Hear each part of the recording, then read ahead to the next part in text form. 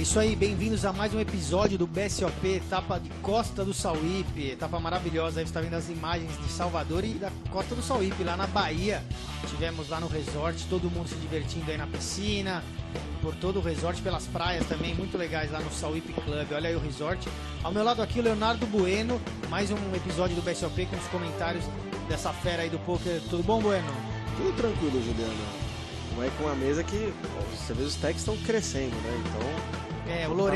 o Lorenzo chegou há pouco na mesa, não jogou nenhuma mão, a gente viu ele sentando no programa, ele que tá de chapéu.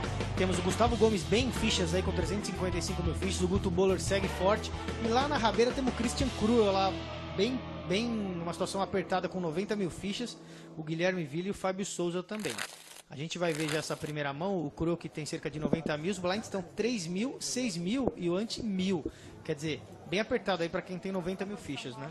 Ele tá com 15 blinds, assim, ainda tem espaço para fazer um raise steal. O que é o raise steal? É quando alguém dá um raise roubando os blinds, ou você coloca esse raise, você acha que esse raise não necessariamente significa muita força, e aí você manda um all-in por cima pensando que o oponente fold a mão dele. Então não é necessariamente um all-in por valor.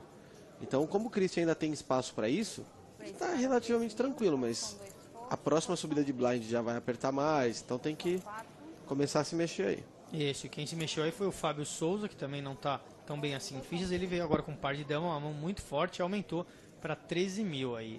Blinds estão 5 mil, 6 mil na verdade, o mini raise seria 12. Ele pôs um pouquinho mais, como ele sempre vem fazendo, pôs 13. E agora, problema para ele, porque ele achou o Danilo Molina com um par de raise aí. Quer dizer, uma situação bem triste aí para quando você tem um par forte com um par de dama, né? Você achar um par acima, que é o que o Molina tem. Vamos ver como que o Molina vai jogar esse par de raise, se ele vai... ele está no botão, ele tem uma posição boa aí, a melhor posição da mesa. Ele pode pagar dando um slow play aí no seu par de rei ou aumentar para espantar os blinds, né? Ele deu um raise para 30 mil. É interessante isso daí também, às vezes, né? Você vê um jogador que só paga aí, só que às vezes ele sem querer atrai o small blind, o big blind, mais dois caras para mão se ele só pagar. Então ele quer jogar só contra um cara, não contra dois, né? Exatamente. Se esse raise para 13 mil ele já deixa um preço bom para os blinds, imagina se tem mais um call. Que o jogador tem que pagar 7 para ganhar já aí uns 30 mil fichas que tem no pote. É um preço assim excelente. Que em tese o jogador não folda quase nada, e só se a mão for muito ruim. E quanto mais mãos tem no pote, mais difícil é para o rei ganhar a mão, né? Porque é um a mais que pode acertar dois pares, uma trinca, um ás, algo assim. Anuncia all-in. Aí o Fábio deu all-in e o Molina call, quer dizer, uma mão padrão aí, os dois jogadores não tinha muito o que fazer aí com dois pares fortes como esses dois. Esse é o tipo de mão que você pode colocar qualquer dois jogadores que 90% das vezes vai acontecer a mesma coisa. Então é aquela situação que nem tem muita habilidade envolvida, mas a carta que dita nessa situação específica. E o rei já trincou aí, praticamente impossível agora pro Fábio se acertar duas damas ou uma sequência de 10 valete aí pra seguir no board. Vamos ver o turn. O turn dobra o 9, então agora não tem mais jeito, na verdade. Já está eliminado, mesmo que vier a dama, aí é um full de dama com 9 contra um full de rei com 9. Então o Molina elimina o Fábio aí. Mais um jogador aí que vai para casa. E aí eles estão todos premiados aí já, tá? Cerca de 45 mais ou menos jogadores foram premiados nessa etapa. A gente já está aí com menos de 30 jogadores, acho. Ou próximo a isso. Então, estão todos saindo com prêmio já, saindo aí com prêmio no bolso. Ou seja, tem motivo para sorrir, claro. Que o jogador que sai agora, ele pensa, pô, mas estava tão perto de chegar numa mesa final, de ganhar muito dinheiro mesmo, mas qualquer jogador que chega em demanda aí no torneio não pode ficar chateado, não. É isso aí, porque o que importa realmente é o médio e longo prazo aí. Quanto mais você for premiando, você vai acumulando esses prêmios aí. Não é sempre que você vai ser o primeiro, sempre ganhar o torneio, sempre chegar na final. É muito importante essas outras posições aí que você faz em premiações. São 8. Para um jogador que vive o dia a dia o poker, né? Ele se acostuma bastante com isso. Esse de chapéu é o speed no momento. As pilhas de ficha azul tem 100 mil fichas cada uma, né? Cada ficha de 5 mil, são pilhas de 20 fichas ali. Então ele tem 300 mil só nas azuis. E as pilhas amarelas são 20 mil cada uma. Ele tá com rei valete aí, parece que vai aumentar. Tá aí do começo da mesa. Então o problema de um rei valete do começo da mesa é porque tem grande chance de alguém estar te dominando Você tem ainda 6 jogadores para falar, 6 jogadores que vão ver o que tem e tal. Então, por mais que eu acho que até que vale a pena sim você dar esse raise com rei valete, mas tem que tomar cuidado depois. Principalmente se alguém te paga, porque muita gente vai pagar com as valete, com rei e dama. Às vezes paga com, sei lá, um valete e valete, muitas vezes. Então tem que tomar cuidado com o que acontece nos flops. O Molina tá no Big Blind, me parece, com um par de 7. Pagou, só defendeu o blind, né? É o que a gente chama uma situação que os dois têm quase as mesmas chances. Você vê quase eles dois têm 50% de chance. Bate o asa aí, vamos ver se o Fernando vai saber representar esse asa aí que pode assustar o Molina. Olha, ele tá dando continuation bet representando que ele de repente tem um asa aí. Vamos ver se o Molina acredita. Padrão, né? O que a gente chama. Esse que é o pessoal de casa entender o que a gente fala continuation bet é isso, né? Você atirou antes do flop, bate o flop, você atira de novo. É porque você não precisa necessariamente ter uma mão, você precisa fazer o oponente largar a mão dele. Ele precisa acreditar que você tem a mão, né? Então, como o Molina pagou aí no Big Blind, ele tem um range muito grande, porque o preço dele é muito bom aí. Então o Fernando com certeza sabe disso, por isso que manda uma continuation bet para fazer o Molina foldar justamente uma mão como esse par de 7 aí. E agora, se ele tivesse atirado de novo no turn, talvez o Molina acreditasse. Então ele deve ter o as mesmo, mas ele foi passivo e deu a mesa. Como fazer num turn quando a continuation bet não passa, Bueno? Olha, você tem que tentar enxergar o range que te paga no flop e ver se esse range folda para a segunda. Ver a sua equidade da sua mão contra esse range e ver se vale a pena você investir mais com a equidade como defesa. O que é equidade? No caso aí o Fernando tem um valete de copas. Então contra aí, por exemplo, um par de 9, um 7-7, ele tem o rei, tem o valete, tem uma carta de copas para ganhar a mão. Contra um Ás do Molina, ele tem a carta de copas para ganhar a mão. Então tem que pensar que, mesmo que ele aposte e tome call no turn, ele ainda tem chance de ganhar a mão dependendo do que bater no river. Então você tem que fazer uma equaçãozinha aí na sua cabeça, pensando nisso e na chance do Molina ter alguma mão aí que ele pagou no flop e que possa foldar o turn, como esse 7-7. Então você tem que pensar, será que o Molina paga o flop com 7-7? Se você achar que sim, cabe mais uma. Se você achar que não, que aí vão ter vários ases que ele não vai largar o turn, aí não vale a pena. Então é uma questão de você analisar caso a caso mesmo. Eu apostaria no turn para realmente espantar aí o Big Blind e pelo Copas mesmo. Acho que era uma defesa aí caso só o bet, que a gente chama de second barrel, não funcionasse, né? Ele foi passivo e deu ao Molina agora a oportunidade de atirar nesse river. O Molina pode estar tirando, imaginando que ele pode ter um par de 10, um par de valete, que agora está pensando que o Molina tem o as, né? O Molina acho que pode estar pensando isso ao apostar 47 mil nesse river aí. E olha, fez largar, claro, o Fernando não tinha nada, tinha um rei só. E o Molina puxa essa mão com um par de 7. Você acha que o Molina sentiu bem ou ele também pensou um pouco por aí, Bueno? Olha, acho que o único motivo dele apostar esse river aí é para usar o par de 7 dele como um blefe.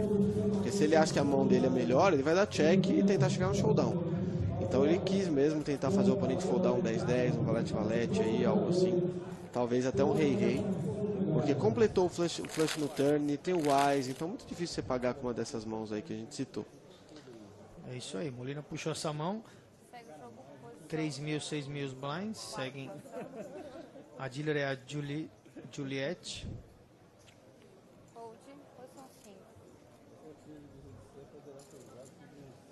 A gente vê o CK, né, esse jogador que está na posição 3, ele se movendo muito pouco, ele que é o short stack da mesa, realmente quando o jogador tem muito poucas fichas, por mais que ele seja um jogador agressivo e ativo, ele costuma ficar esperando um momento para dobra, para depois conseguir fichas para se mover de novo, mas a gente vê ele jogando muito passivamente, porque desde que ele chegou nessa mesa ele já estava com poucas fichas. Tem muito do estilo de cada jogador, né? Aqueles que são mais agressivos, aqueles que jogam todas as mãos, aqueles que belefam muito, mas também quando você tem uma média de fichas, ou muitas fichas, ou poucas fichas, a sua estratégia tem que mudar um pouco conforme isso, né? Porque muitas vezes a quantidade de fichas que você tem limita o que você pode fazer na mesa, né? Ou você quer um cara que a gente sabe que ele é bem agressivo, mas se ele tem pouca ficha, se ele se envolve lá em 2 mãos e perde as 2 mãos, acabou o torneio dele. Então ele tem que jogar de um jeito que ele aumente a chance de ganhar o pote quando ele entra. Então por mais que ele vai entrar em menos potes, como a gente não está vendo ele jogar quase nenhuma mão aí, quando ele entrar ele vai ter uma chance maior de ganhar. Seja ganhando um all-in pré-flop, que todo mundo fold, ou porque ele tem uma mão forte e vai ganhar no showdown, mas ele aumenta a chance de sobreviver no torneio e aumenta a chance de dobrar, porque quando entrar vai estar forte. Enquanto isso, óbvio que essa estratégia não faz com que ele cresça o stack dele de pouquinho em pouquinho. Como os outros jogadores com stack maior, mais agressivos, podem adotar. Certo, agora o Alexandre deu raise com par de 4, né? E o Gustavo deu um re-raise com Ás e Rei de Copas. O Alexandre tá avaliando aí se dá fold, se paga ou se dá outro raise aí, em cima do Gustavo. Já vimos aí algumas mãos dos dois jogadores, já estamos pegando mais ou menos o estilo de cada um. O Gustavo estava mais ativo um pouco antes aí no torneio, ele chegou a ser chip leader aí do evento, jogou muitas mãos por um tempo, depois deu uma brecada, mas o Alexandre chegou há pouco tempo aí nessa mesa, né? Tá só a 1 ou 2 níveis nessa mesa. E ele pagou. Não, ele deu outro raise, parece. 54 mil. Agora, grande chance do Gustavo ir all-in com ele, né? Porque o Gustavo tem Ás e Rei de Copas, uma mão que o normal é você ir all-in pré-flop aí pra poder garantir que vai ver todas as 5 cartas do board. Vamos ver qual que é. 54. E pelo stack do Alexandre também, o Alexandre não tem tanta ficha assim, ou seja, não tem que ter tanto medo de encontrar uma mão grande. Se você tá muito deep com o seu oponente, tipo, os dois aí tem, sei lá, 500 mil fichas e tal, você até pensa, sabe, ó, vou dar só call pra ir all-in por tudo, mas como o Alexandre não tem tanta ficha assim, ele deve ter o quê? 200 mil umas pra trás, 200 mil? E com o blind aí 3 mil, 6 mil, acho que... Era mais fácil ter ido all-in, né? Mas ele já seguiu, ele só pagou e seguiu no flop. Vamos ver, agora o Alexandre tem uma bela chance de fugir da mão, porque bateu tudo que ele não queria ver, né? 10 valete e dama, quer dizer... Ele certamente está jogando com alguém que tem mais que par de 4, obviamente, né? Para pagar esse re-raise aí só, o Gustavo certamente tem aí ou um 10, um valete, uma dama, um rei ou ás, ou rei, ás, ás, dama, dama, valete, valete, ás, dama, valete, dama, quer dizer, qualquer coisa aí em cima, né? Ou par de 9, qualquer coisa melhor que par de 4. Ele sai apostando 48 mil, ficando com 100 e pouco para trás. Essa aposta não faz muito sentido, porque tudo que paga essa 4bet acerta esse flop, então... Ás e dama, rei dama, 9-9, 8-8. Então dificilmente ele vai conseguir fazer o Gustavo foldar qualquer coisa aí. O Gustavo agora tá seguindo nuts, que a gente fala. Ele tem o melhor jogo possível. Não tem carta de flush, tem uma carta de cada naipe. Ele não tem como perder pra nada nesse momento. Ele tem 10 valete dama, rei, ás, o que a gente chama de Broadway, a maior sequência possível. Ele tá com... Talvez seja até engraçado, mas talvez ele só pague aí, né? O que ele tá pensando assim, se eu dar all-in, o que me paga? O oponente pode ter um ás e dama, dama, dama. Eu daria all-in aí se eu tenho um ás e rei, porque eu não quero que bate uma carta que começa a assustar, né? Que começa a assustar. Por exemplo, bate um rei e aí o jogador com dama, dama pensa em foldar. Ou bate aí um ás e o cara com ás e dama se sente esquisito na mão, entendeu? Ou bate um ás, um rei, ele pode empatar a mão. Então assim, já tem muito dinheiro no pote. Então acho que com os stacks aí eu já teria de dar win com esse ás e rei nesse flop pra garantir que eu ganho o máximo de valor. Agora o que não faz sentido mesmo é a aposta do Alexandre, viu? Porque ele já deu uma 4bet, o oponente já pagou, bate um flop que acerta muito range que pagaria uma 4bet dessa. Ou seja, esse é um bet que não serve pra nada. Não serve pra nada. E supondo que ele pague esse bet que tá tão baixo, que é o que ele fez, o que ele fez sobrou para trás, que é 150 mil ali, é bem menor que o pote, quer dizer, nada mais vai acontecer aí. All-in, essa mão não tem como não acabar em all-in.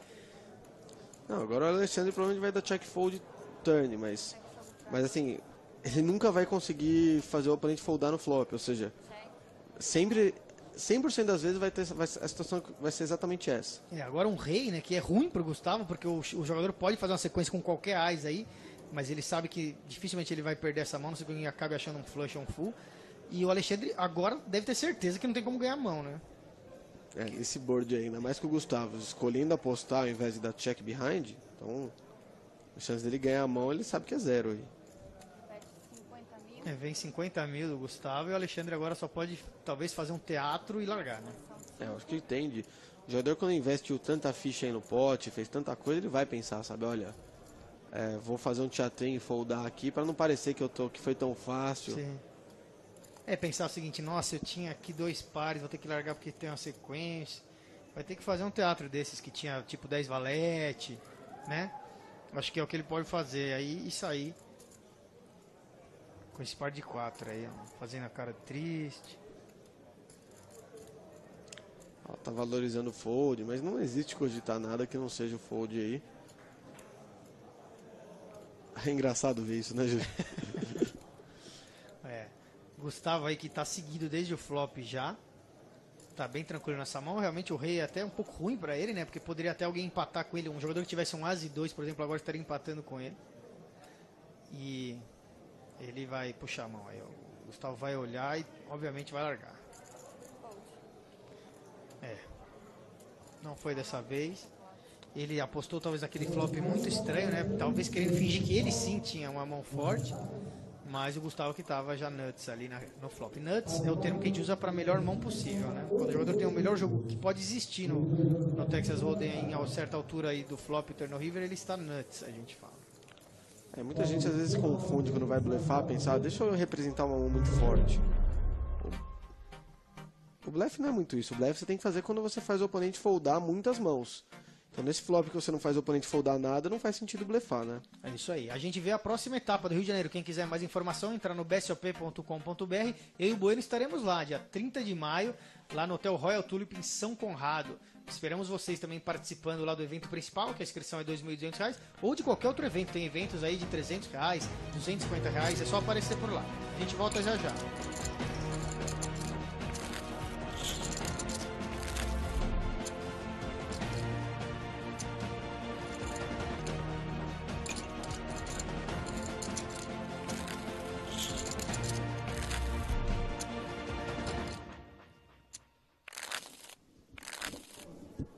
Pois é, estamos de volta aí.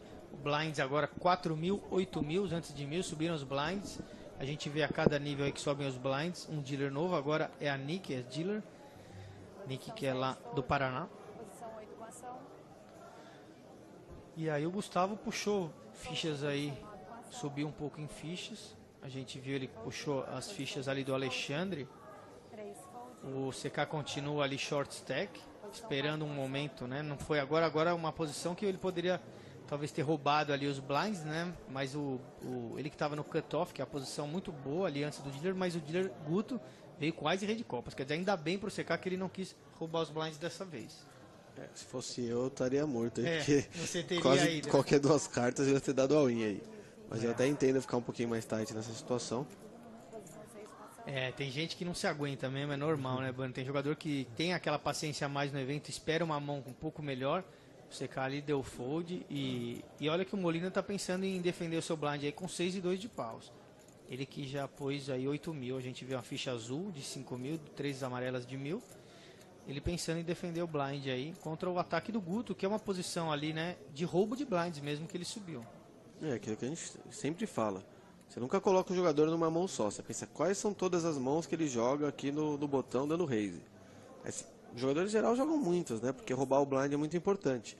Por isso, quando o Molina tribeta 6 e 2, ele está fazendo isso para o Guto foldar muitas dessas mãos. Como, por exemplo, um Ace 7, um Rei 3 naipado, um par de 4.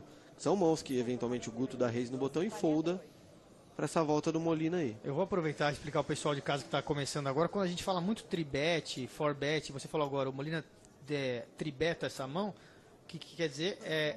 O blind já é uma aposta, seria o bet, né? O raise do Guto seria a segunda aposta e agora o tribet seria a terceira aposta, o re-raise do Molina. Quando forbet é se o Guto desse outro re-raise, aí seria o forbet. Vem um flop bom, um ótimo flop para o Molina, que acertou 2 chances de sequência, aí 4, 5, 6 e 7. Um 3 ou um 8 ele segue, cartas baixas que seguramente não acertam aí o dealer, né, que pagou esse tribet. Então deve ter cartas altas, como realmente tem um Ace Rei. Então uma mão boa aí. Vamos ver se ele sai apostando para manter a impressão de que realmente ele tinha algum jogo, né? Sim, acho que ele vai sair apostando porque ele tem muita equidade nessa mão. Deixa eu ver aí, ele tem 47% de chance de ganhar o pote. Fora que ele consegue fazer o Guto foldar Ace Dama, talvez o Ace Rei, Rei Dama, essas mãos.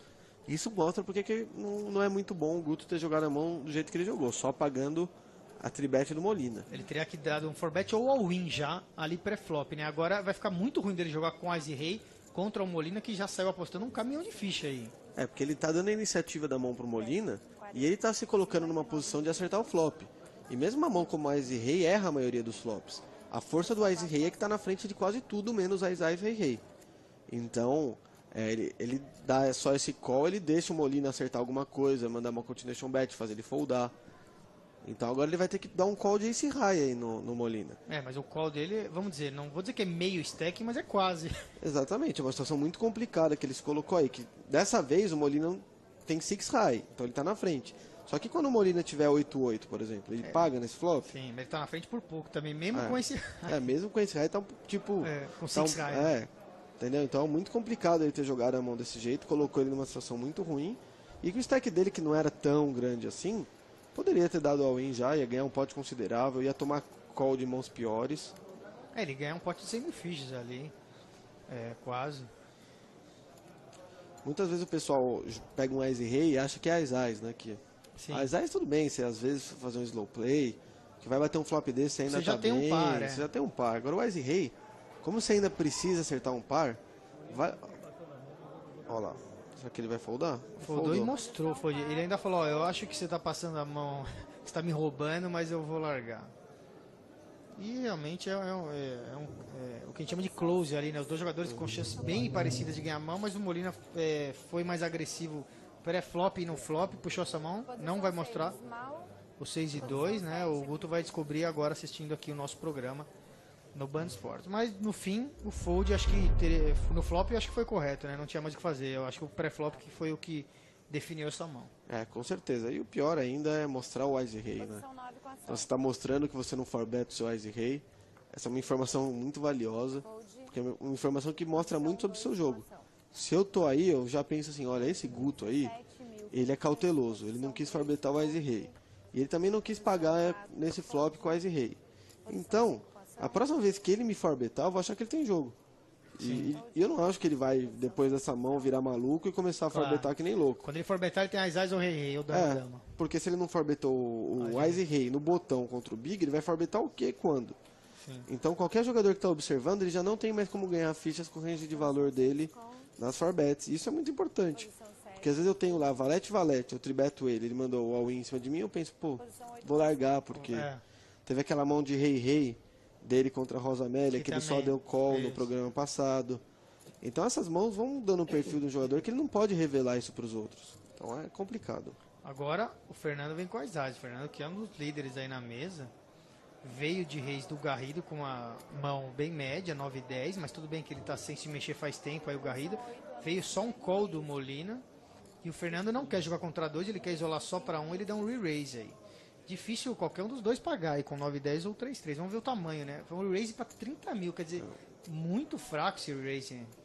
É um raise muito fraco que vai dar odds aí para todo mundo pagar. Claro, ele tem que pôr mais 13, eles já puseram 17. E já tem muita ficha no pote, então... Quer dizer, eu achei horrível aí, desculpa aí o Fernando, mas ele não quer jogar contra 2 jogadores, ele quer jogar contra um só, né? Ele deveria dar aí pelo menos uns 40 mil, eu acho.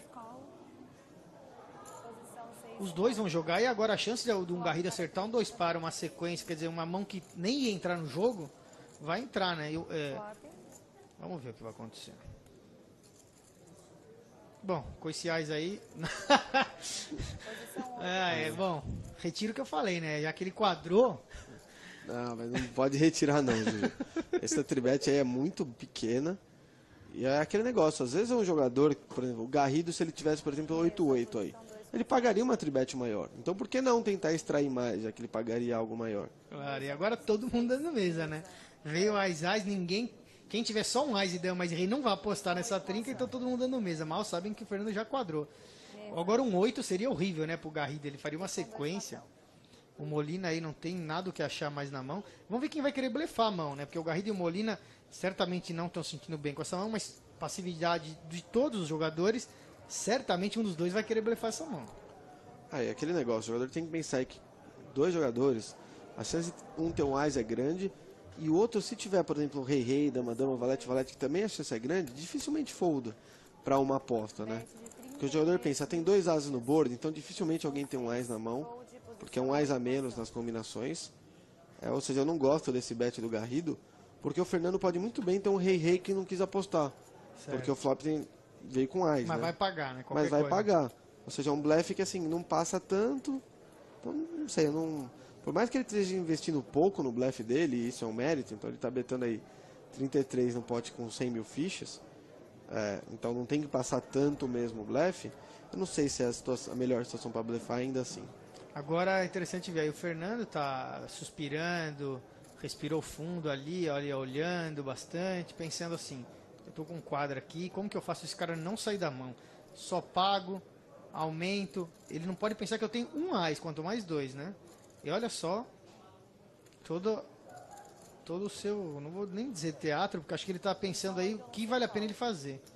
Nessa altura, pelo menos, né? Eu acho que o que ele tem que fazer é dar call e torcer pro Garrido blefar o river. Ou seja, dar call e dar check river, justamente pro Garrido ter chance de blefar de novo.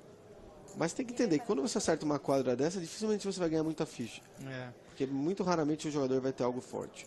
Certo, agora dobra o 7. Quer dizer, nem foi uma carta boa, poderia vir alguma coisa que desse mais chance do Garrido acertar algo, né? Uma dama, um rei, qualquer outra coisa. Se viesse aí um 8, 9 ou 10, principalmente o Garrido ia até se sentir um pouco melhor. O 8 bem melhor, né? O 9 e o 10 ele se sentir mais ou menos bem até. E agora o Fernando, a primeira a falar, ele tem que dar o que a gente falou à mesa. Agora ele pensar já é estranho, né? Ele parar pra pensar muito. Mas ele tem que dar... o Fernando tem que dar check aí. Mas depois de pensar é estranho dar check, né? Ele podia dar um check mais rápido, porque pensar pra dar mesa é curioso. Sim. Eu, pelo menos, sou o Garrido, vou falar, o que ele tá pensando pra dar mesa? Essa jogada que ele tinha que ter pensado no turn. Pensado já. antes, tipo assim, olha, quando vier qualquer coisa eu vou dar mesa. Ele tem que saber que as cartas que vão bater, você só tem 13 cartas, 12 cartas aí no caso que podem bater. Então você tem que saber o que você vai fazer em cada uma delas, né? E ele dá a mesa depois de pensar. Agora o Garrido, que não tem como ganhar a mão, né? Na cabeça dele ele sabe que ele não tem nada. Ele vai ter que blefar. Então até a gente entende que ele tá querendo blefar aí, porque assim, ele não tem chance se não blefar. E blefou pesado ali. Depois uns 80 mil, é isso? Um pouco menos. Posição 2, bet de 81 mil fichas. 81, tô bem aqui, hein, de visual. E agora o Fernando deve dar win, né? E o Garrido vai fugir correndo. Acho que o jogador às vezes Posição 8 com ação. não pode blefar só porque se sente obrigado a blefar, só porque é o único jeito de ganhar o É pote. melhor abandonar o Às vezes é melhor abandonar, porque se for um bet que você não vai ganhar o pote o quanto que você precisa pro bet, pro blefe passar, ele é uma jogada que perde dinheiro, né? Sim, você economiza 80 mil, né? Você tá economizando 80 mil. Então, no caso, por mais que o Fernando às vezes folda aí um valete-valete, às vezes folda um 10-10, várias vezes ele vai ter só um ás e tá fazendo teatro todo, várias vezes vai ter um rei-rei, dama-dama que não vai largar. E deu all-in. Bom, o Garrido vai largar, talvez valorize só o fold, né? Talvez ele vá só pensar um pouco pra fingir que ele tinha rei-rei, dama-dama e vai abandonar. Abandona aí. Então ninguém precisa mostrar as cartas aí. Posição 8 pro seu pote. E o Fernando mostra, né? Porque quem faz quadro tem que mostrar. Esse é o que quase sempre acontece, né? Demora tantos anos pra você fazer uma quadra de ás no flop e você vai falar, não vou mostrar? Vou mostrar pra galera. E mostrou aí que fez o teatro aí com um quadro. Sem falar que ele conseguiu ganhar bastante ficha nessa mão. Mais do que seria normal, né? Mais do que seria normal com uma quadra. Então ainda tem todo esse, olha, joguei muito com a quadra e tal, não sei o quê. Então o jogador às vezes mostra a mão, mas também não significa muita coisa. Só dá informação de graça para os oponentes que, por exemplo, a tribet baixa dele foi com as ás, porque ele não quis que ninguém foldasse. Então isso um oponente vai ficar esperto e não vai cometer mais erros nesse tipo de situação contra ele. Certo. Bom, o pessoal ia saber de qualquer jeito ao assistir o nosso programa aqui, mas ele acabou mostrando na própria dia do torneio lá para quem estava na mesa com ele. Que também faz diferença, né? Quem está ali na mesa naquele momento, naquela situação de momento, acaba vendo que o jogador tinha na mão, né? A gente já viu aí o Alexandre mostrar, o Fernando. Agora o Garrido, que ficou short stack aí depois dessa jogada mal sucedida, dá um raise aí com par de 8. Posição 4 e 5. Garrido é um jogador aí entre os melhores que temos no país, né? Tá aí com certeza no hall aí de uma lista aí dos 100 melhores jogadores ao vivo do Brasil, 50 melhores até talvez. Não tá conseguindo acertar aí o jogo nos últimos dois programas, pelo menos a gente tá vendo ele tentando se mover e sempre encontrando mãos. Olha, de novo. Eu tava falando, nem sabia que ia acontecer isso, né? Mas sempre encontrando mãos superiores às dele aí. E contra o Fernando de novo, agora um par de 10, né? Tem também aquele histórico recente dos dois, que acabou de rolar. Isso influencia também, né? De repente ele volta agora em cima do Garrido. De 32 mil fichas. O que na verdade e olha, mais um raise Mais um baixo. raise baixo, né? Quase igual. Então é daquele sinal pro Garrido pegar e olha. Vou largar. Da outra vez foi um ás, grande chance de ter algo forte. Como ele sabe que eu posso estar meio queimado com ele não vai fazer isso como blefe. O pessoal não blefa. O pessoal, na verdade, blefa bem menos do que a gente imagina. Então, assim, se eu sou o Garrido, eu penso, olha, eu vou contar meu stack, posso pagar para tentar trincar? Mas Ó, se eu puder, eu pago, senão eu já senão foldo aí. folda, né? Porque dificilmente ele tem muito a ganhar aí do Fernando Sim. com esse 8-8, mesmo em posição aí, porque Flop para 2 jogadores. depois daquela mão, você viu o Ais-Ais, a tribete pequena, de novo acontece a mesma coisa. É complicado você com precisa- 8-8 aí. Precisa ter, olha, e vem um flop todo de ouros, Ais, Rei e 6, o Garrido não tem ouros, né? Quer dizer, uma mão aí pro Garrido já poder largar, né? E de novo o Fernando sai dando a mesa. O Fernando também aí talvez tenha medo aí desse As e Rei, né? Que são mãos que podem estar na mão do Garrido, são cartas que podem estar na mão do Garrido, mas os dois mostrando passividade.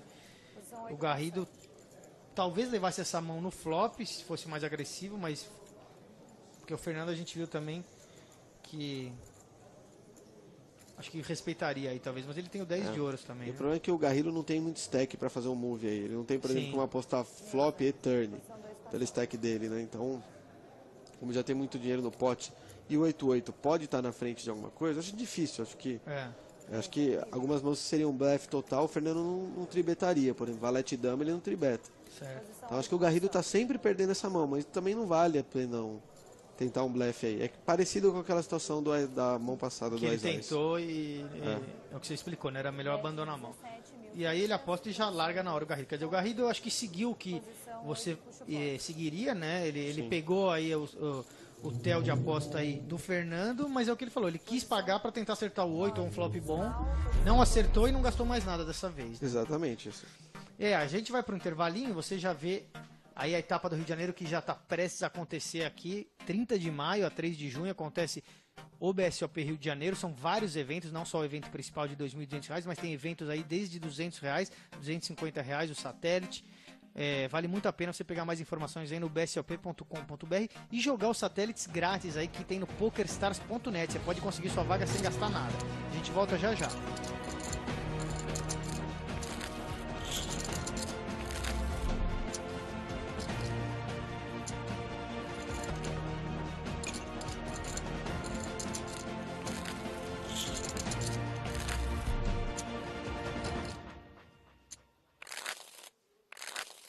Pois é, estamos de volta, esse é o BSOP, etapa de Costa do Sauípe. Ao meu lado continuo aqui com o Leonardo Bueno. O Bueno que usa o Twitter @Bueno09, quem quiser mais informações aí dos coaches que o Bueno dá. Explica o pessoal, Bueno, rapidinho, o que é o coach que você dá, o que é o coach aí, quão importante é para os jogadores que estão começando e já os jogadores mais avançados. O coach são aulas particulares de poker que eu dou, né?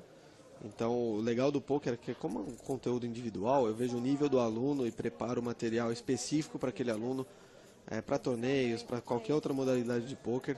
Jogador que quer jogar ao vivo, quer jogar online, entre em contato comigo que a gente prepara um materialzinho. Já tenho mais aí de 100 alunos no currículo, tenho bastante histórico com isso daí.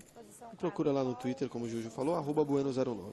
É isso aí, temos já o raise do Gustavo aí com par de 2, o Guto só pagando, a gente que já viu que o Guto é um jogador cauteloso mesmo, como o Bueno chamou atenção aqui, ele já jogou com par de rei, já jogou com várias mãos aí, cautelosamente, só paga com par de valete também, esse raise do Gustavo. Ele então tende até a atrair agora o Big Blind, né, que é o Fernando, que é um dos líderes da mesa, que talvez pague com quase qualquer coisa, mas vai largar. Quer dizer, deve ter uma mão muito feia aí pra não querer nem ver esse flop. E o problema de um jogador cauteloso só pagar, por exemplo, se eu tô no lugar do Gustavo, eu penso, o Guto é cauteloso. Então eu não vou mandar continuation bet nesse flop, a não ser que eu acerte um 2, por exemplo. Eu com 2-2 aí. Ou seja, ele não ganha mais nenhuma ficha de mim, mesmo dando só esse call. E eu só vou colocar a ficha se eu tiver acertado, ou seja, ele só tem a perder.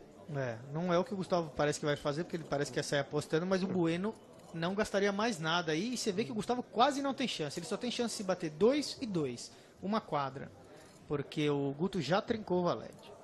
Posição 9, bet de 16. Eu não aposto nesse flop, porque para cada 8-8, 9-9 que eu faço o Guto foldar, vai ter aí um mais dama, um rei dama, uma trinca que ele me paga, e aí...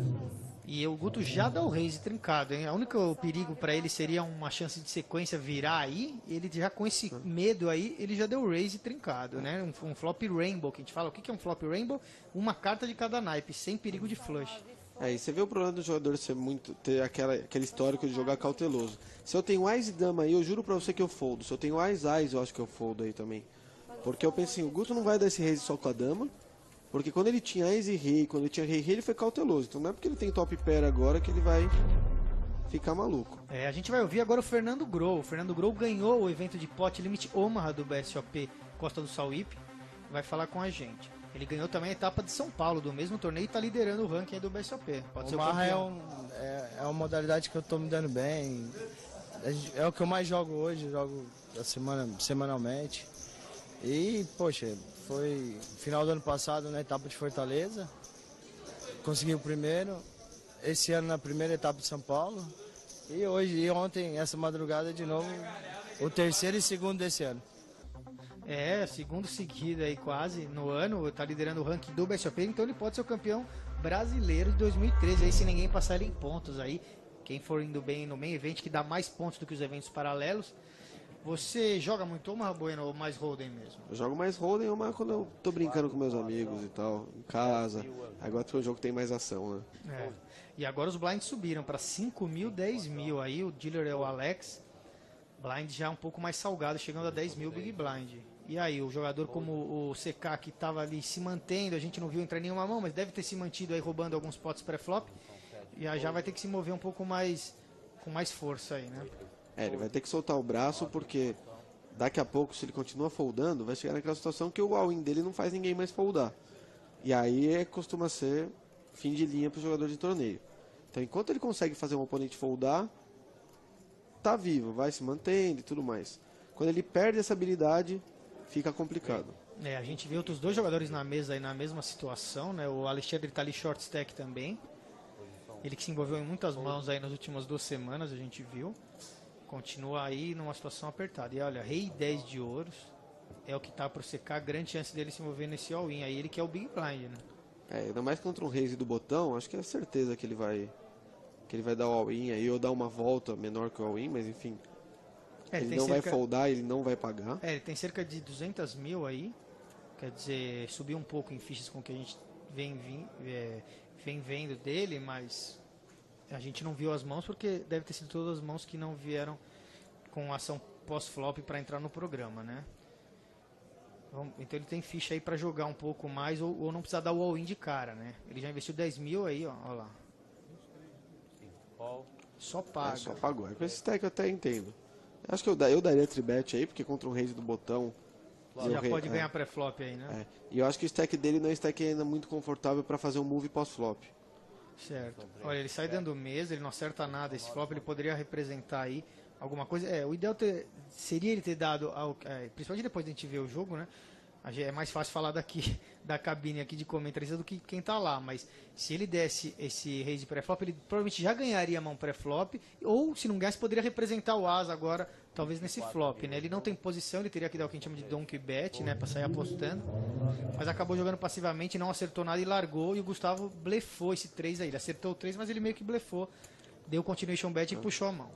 Esse é o problema de você pagar para jogar fora de posição, porque às vezes bate aí esse as no flop. Como que você vai representar o Ás? Porque a maioria dos As o cara pensa, olha, o CK é agressivo, teria me tribetado com o Ás. Então, agora que bateu o Ás... Não vou acreditar. Eu não vou acreditar se ele sair apostando. Então, você vê que ele parou, pensou, mas ele sentiu que ele não tinha muito o que fazer, entendeu? Ele talvez pensou justamente igual nós. Ele falou, nossa, eu devia ter voltado pré-flop, agora já é tarde. Exatamente. E esse é o problema de você jogar fora de posição sem iniciativa. Ou seja, quando você paga no blind, você vai ser o primeiro a falar, ou seja... Você está revelando a sua ação antes do oponente revelar dele e você não tem a iniciativa. E quem joga com a iniciativa é muito mais difícil porque você tem que reagir a algo. E quem está com a iniciativa só age. Então esse negócio da continuation bet que a gente fala. Quem está lá apostando, colocando pressão, tem uma vantagem absurda sobre o outro. Foi o que aconteceu. Várias vezes a gente vê nos programas a mão pior fazendo a mão melhor foldar porque a mão pior aposta primeiro. Então é por isso que a gente fala muito da iniciativa. E é por isso que você tem que jogar mais dando raise, dando bet do que pagando. E o Molina estava no UTG, que é o Under the Gun, é a primeira posição depois do Big Blind. Ele aumentou com 10 e 9 na iPad, uma mão bem especulativa. E o Alexandre está no Big Blind short stack, né? Ele tem cerca aí de 140 mil, algo em torno disso. Tem um par de 5, quer dizer, uma situação em que ele pode acabar em all-in. E certamente acho que espantaria até o Molina com 9 e 10. Vamos ver o que ele vai resolver fazer. Se ele resolver só pagar, ele não tem posição para jogar essa mão e parece que ele vai só pagar mesmo. gente tá vendo os jogadores então passivamente aí na defesa dos seus blinds. E com o stack que ele tem, ele não pode ficar pagando para tentar acertar a trinca, né? Porque é um investimento muito grande que ele faz, o retorno não é muito alto, porque mesmo que ele trinca, ele não tem muita ficha para trás para ganhar. E olha, bate aí, ó, Ás 7, o Molina tende a acabar em all-in aí com ele, porque o Molina tem o flush draw, né? Ele não representa também ter o Ás, porque ele só defendeu o Big aí passivamente, contra o TG, que em teoria é uma posição que mostra força, né? Se bem que hoje em dia todo mundo tá jogando mais do TG, um range mais aberto do que das outras posições. Principalmente o Molina, que é um jogador que é o atual campeão paulista, um jogador experiente, está jogando muitos torneios ao vivo. Vamos ver como que ele vai jogar esse flush draw agora. E você vê mais uma vez o problema de você jogar uma mão passivamente. O 5-5 aí, em tese, está na frente do 10-9, óbvio. Em questão de equidade, está atrás. Certo. Mas ele não tem o que fazer. Fora de posição, vai ter que dar check fold aí. Isso. O pessoal de casa entender por que ele está atrás, ele tem 2 pares de Ás com 5, o Molina não tem nada. Mas o Molina pode acertar um paus, um 9, um 10 ou um 7, ou uma dobra de turn river, que também dá 2 pares na mesa. E aí o Molina ganharia, porque são 2 pares acima do par de 5 do Alexandre. Então você vê que, mesmo assim, se o Molina tivesse, por exemplo, 10 e 9 de copas, sem o flush draw, ele teria postado do mesmo jeito, o Alexandre teria foldado do mesmo jeito. Certo. Então é um caso que o jogador foldaria a melhor mão. Ou seja, estava jogando no blind, sem iniciativa, fora de posição. Então não pode jogar desse jeito. Ainda mais nessa altura do campeonato. Isso. Outra coisa que eu sempre gosto de falar, eu principalmente aqui, né, o Bueno é mais experimentado aí, dá cursos e tem muita experiência aí na matemática do jogo, na experiência do jogo também, mas a gente está olhando aqui, eu principalmente olhando aqui, é óbvio, bem mais fácil olhar daqui do que jogar lá ao vivo, então a gente sempre fala aqui, e também o que acontece, a gente, às vezes até, já aconteceu de eu falar alguma coisa aqui, Bueno, e o pessoal, eu tá jogando e fazer algo, o cara fala, pô, mas você falou que isso era errado e você jogou assim. Eu falo, não, mas eu falei lá, eu tava assistindo as cartas e tava tranquilo, e não é, mas a gente sempre fala o que é o ideal para vocês que estão em casa aprender a jogar, né? Não é necessariamente a gente só faz isso, tá? Porque se o Bueno só fizer o que ele fala, todo mundo vai saber como ele joga. Então ele também usa isso e muda quando joga, né, Bueno? Claro, tem que dar uma mudada, tem que dar uma misturada no jogo. É o que a gente chama de mixar as jogadas, né? Eu fui jogar recentemente um campeonato lá em Rio Branco, no Acre. E vira e mexe eu fazia umas jogadas, mas... você falou que isso mas tá pagando no blind, não sei o quê. Tá só dando limp. Tá dando limp atrás, não tá dando raise pra roubar os blinds. Aí fala, não, mas... Quero confundir a cabeça de vocês aí. É isso aí. Mas o que a gente fala aqui normalmente é o que é o ideal aí em termos gerais, né? Sem histórico de jogo, histórico de jogador, histórico da mesa. Claro que isso tudo pode mudar também quando vocês estiverem jogando ao vivo. Mas é sempre bom saber o que parece ser o mais ideal para depois você conseguir mudar o ideal, né? Exatamente. Fora que muitas vezes a gente está analisando uma jogada específica. E cada jogada no poker é única. Então às vezes a pessoa fala, pô, mas... como que eu pego esse conceito e aplico na outra mão? Às vezes você precisa entender o conceito para interpretar cada mão e ver se vale a pena. Não só pensar, olha, Ás e Rei é sempre for bet, que né, a gente estava criticando aquele call do Guto de Ás e Rei. Não, às vezes o Ás e Rei você folda para tribet, às vezes você paga tribet, às vezes é for bet. Então tem que tentar entender melhor o poker, aprender bem, jogar bastante, discutir poker com os amigos, porque aí você vai poder tomar a melhor decisão sempre. E falar nisso, veio o tribet do Valete para um Ás e Rei. Vamos ver o que ele vai fazer. Veio o raise do Guilherme, aí pra vocês de casa entenderem. O Guilherme não tem muitas fichas. O Fernando deu re-raise com par de valete. Estão todos em late position. E o Gustavo no botão tem Ás e Rei de ouros aí. Então vamos ver se ele vai dar um all-in aí, vai só pagar. O que ele vai fazer? A situação complicada aí pro Gustavo é porque o Fernando tem muita ficha.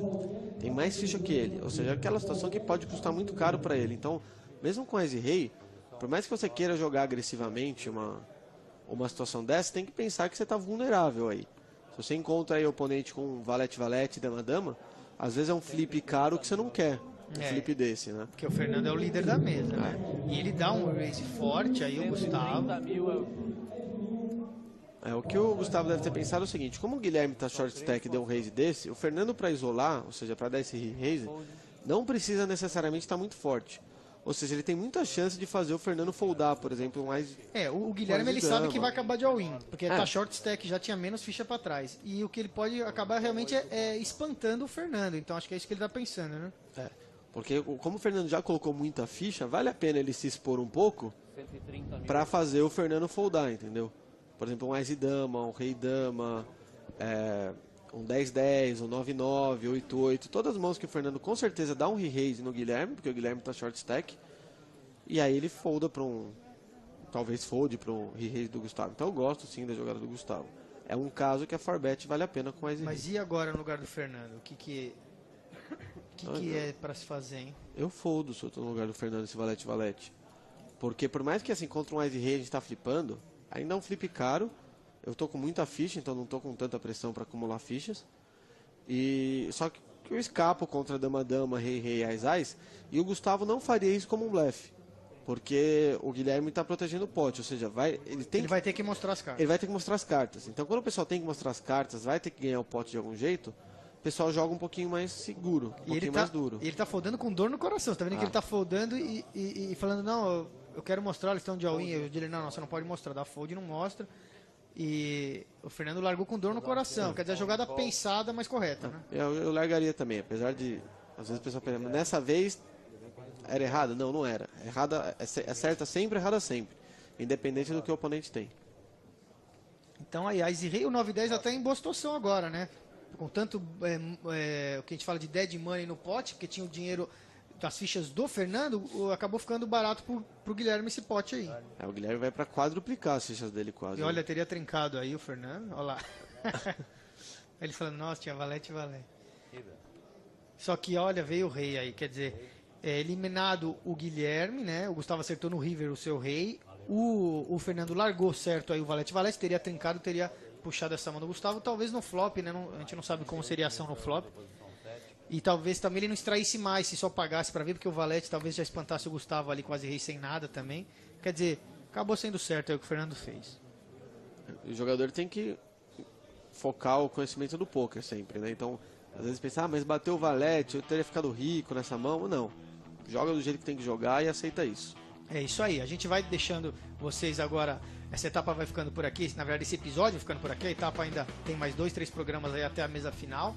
E a gente volta na semana que vem aí com essas imagens aí da Costa do Sauípe, do Salão.